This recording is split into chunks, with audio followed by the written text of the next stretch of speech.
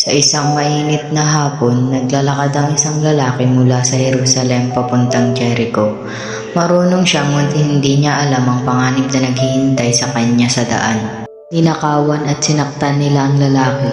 Iniwan siyang sugatan, pagod at halos walang malay sa daan.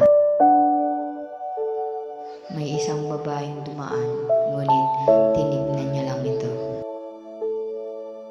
Nakita niya ang pangangailangan ng lalaki pero mas pinili niyang unahin ang sarili.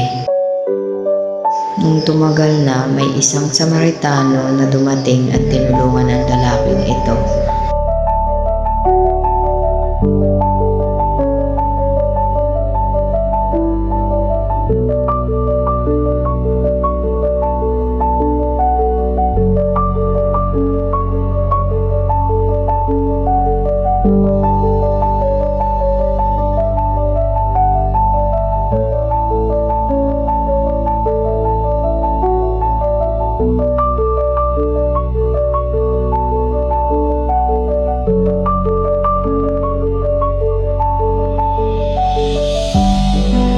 Pinagamot niya ang mga sugat ng lalaki gamit ang langis at alak kahit masakit ito at matagal.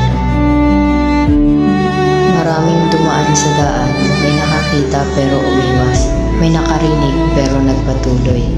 Ngunit isang Samaritano, isang taong inaayawan ng iba, ang tumulong ng walang kapalit.